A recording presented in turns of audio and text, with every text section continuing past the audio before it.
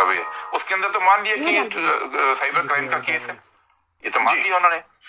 लेकिन कर्नाटक चुनाव आयोग ने कल जो स्टेटमेंट दिया उसमें लिखा कि 6 सितंबर 2023 को सारी जानकारी सीआईडी को दे दी गई।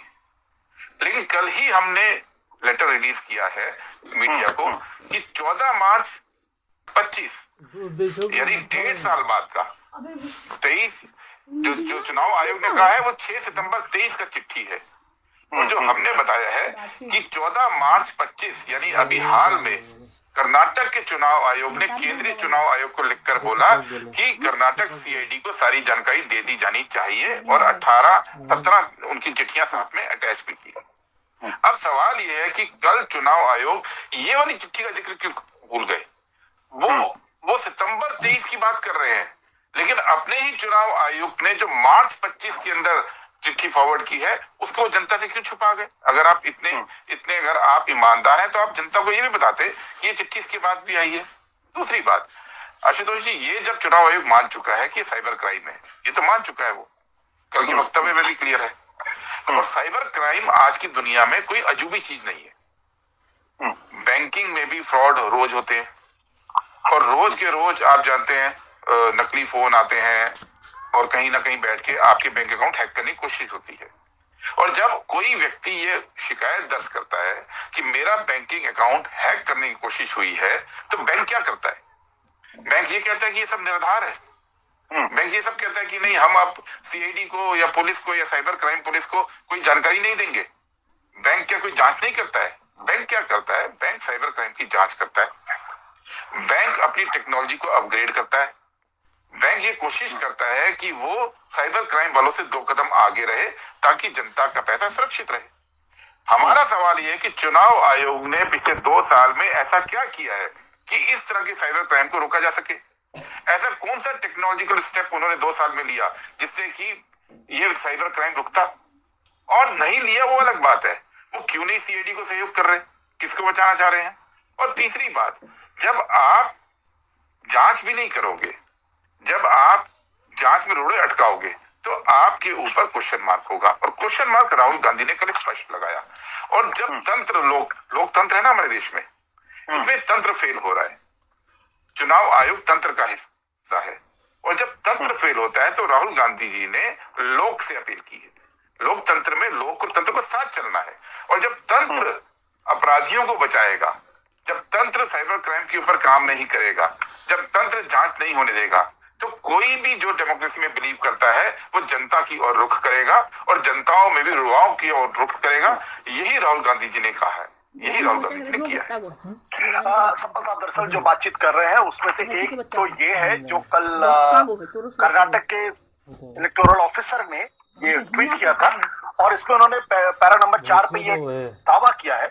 उन्होंने कहा कि the shared information includes objector's detail including form reference number, name of the objector, his epic number and mobile number used for login and mobile number provided by the objector for processing, software application medium, IP addresses, applicant places from submission date। ये सारी जानकारी तो दे दी, फिर अब कौन सी जानकारी चाहिए?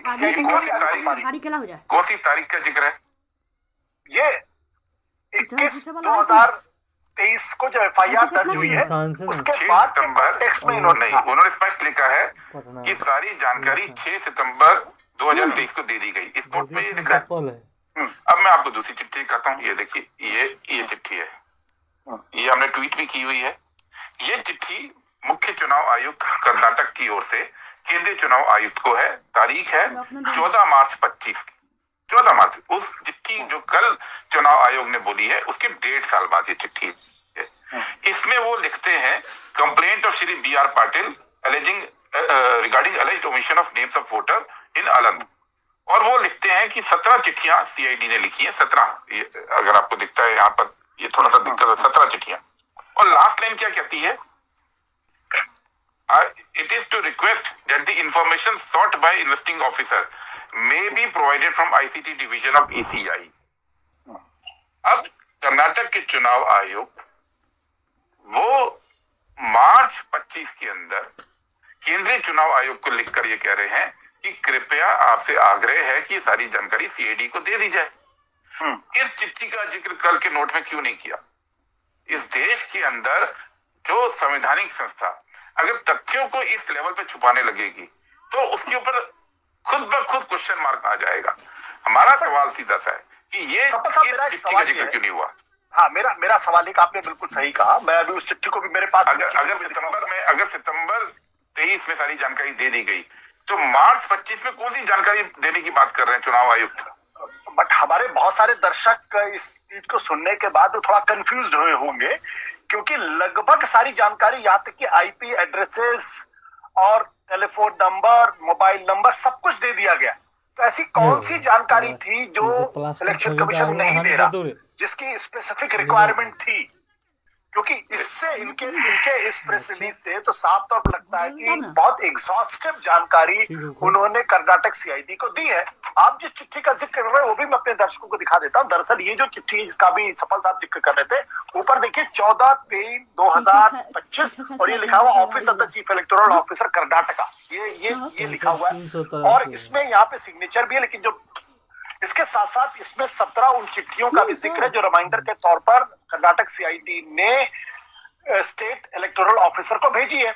अब ये जो मैं आपको दिखा रहा हूं, जो अंडरलाइंड आप देख रहे हैं, जिसको आप ग्रीन कलर में, इसमें नीचे सिग्नेचर है और साथ ही साथ ये लिखा हुआ है to request that information sought by the investigating officer may be provided from ICT division of ECI.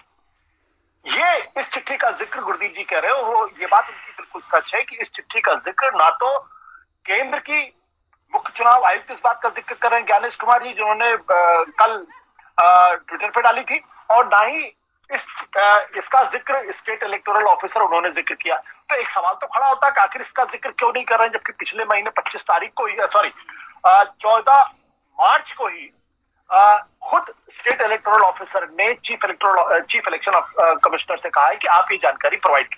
मेरा सवाल है कि कौन सी जानकारी थी जो दरअसल की जानी चाहिए थी, जिसकी वजह से इन्वेस्टिगेशन रुका हुआ है? देखिए, कल ये चिट्ठी और इस चिट्ठी के साथ जो 17 चिट्ठियों का जिक्र है, कल कांग्रेस पार्टी के जनरल सेक्रेटरी कम्युनिकेशन के जो है जयराम रमेश जी, उन्होंने इन तमाम चिट्ठियों को ट्वीट किया है। चुनाव आयोग को सीआईडी पिछले 18 महीने में 18 चिट्ठियां लिख चुकी है। आपने जो आईपी एड्रेस दिए और जो फोन नंबर दिए, उन फोन नंबर का जिक्र कल राहुल जी ने अपनी प्रेस कॉन्फ्रेंस में किया और दिखाया कि देश के अलग अलग हिस्सों से फोन नंबर इस्तेमाल होकर उस फर्जी फोन नंबर से लोगों के नाम काटे जा रहे हैं। ये तो राहुल गांधी जी ने कल अपनी प्रेस कॉन्फ्रेंस में बोला है और दिखाया भी ग्राफिक में कि देश के अलग अलग हिस्सों से फोन इस्तेमाल हो रहे हैं। अब सवाल इसके आगे है, सवाल ये कि आपने फोन नंबर दे दिया, उस फोन नंबर के पर ओटीपी आता है। ओटीपी की सिस्टम क्या है आशुतोष जी? जैसे आपको बैंक का ओटीपी आता है या कहीं का भी आता है, तो जो मेन सर्वर बैंक है वो ओटीपी इशू करता है और जिस मोबाइल पे ओटीपी आता है उस मोबाइल से जहां आगे वो ओटीपी जाता है वो पूरी चेन की जानकारी बैंक के सर्वर पे होती है। इसी तरह से चुनाव आयोग जब कोई ओटीपी इशू करता है तो ओटीपी किस किस लेवल से होकर गया वो चेन चुनाव आयोग के सर्वर में है। अगर चुनाव आयोग वो ओटीपी की चेन दे देगा तो ये पता लग जाएगा कि इस पूरे के अंदर मास्टरमाइंड कौन है, क्योंकि सबके सब एक्सपोज होते हैं। दूसरी बात, इसके अंदर एक मेन जहां पे अब ये तो तय है, चुनाव आयोग ने भी मान लिया कि कहीं दूर से किसी रिमोट एरिया से साइबर क्राइम की मार्फत ये कोशिश हो रही है। ये तो चुनाव आयोग ने कल अपने वक्तव्य में मान लिया है। वो जो साइबर क्राइम करने का सेंटर है, वो सेंटर हो सकता है बेंगलोर में हो, वो सेंटर हो सकता है त्रिपुरा के अंदर हो, वो सेंटर हो सकता है दिल्ली में हो, वो सेंटर हो सकता है दुनिया के किसी कोने में हो, कैरिबियन आइलैंड में हो, वो इंग्लैंड में हो, कहीं भी हो सकता है। वो सेंटर इसको कोऑर्डिनेट कर रहा है, हम नहीं जानते कहाँ पे है। सीआईडी ये पूछ रही है कि आप उस सेंटर की डिवाइस डिटेल्स दीजिए, उसके आईपी एड्रेसेस दीजिए, ताकि हम ये इन्वेस्टिगेट कर सके कि ये मास्टरमाइंड कहाँ बैठा हुआ है और कहाँ से बैठकर वोट चोरी करने की साजिश कर रहा है। तो ये देने में क्या दिक्कत है? अगर चुनाव आयोग को बिल्कुल ये समझ में आ गया है कि साइबर क्राइम हो रहा है और उसी की एफआईआर पे सीआईडी कर्नाटका इस पे जांच कर रही है, तो चुनाव आयोग ये जानकारी देने में क्यों कोताही कर रहा है? और यही जानकारी कर्नाटक के चुनाव आयुक्त ने मार्च 25 को जो चिट्ठी हमने रिलीज की है लिखकर आग्रह खुद किया। मतलब स्टेट का चुनाव आयोग भारत के चुनाव आयोग से ये कह रहा है कि ये जानकारी दे दीजिए ताकि ये पता लग सके कि कहां पे बैठ के साजिश हो रही है, और ये जानकारी जो है केंद्रीय चुनाव आयोग नहीं दे रहा है।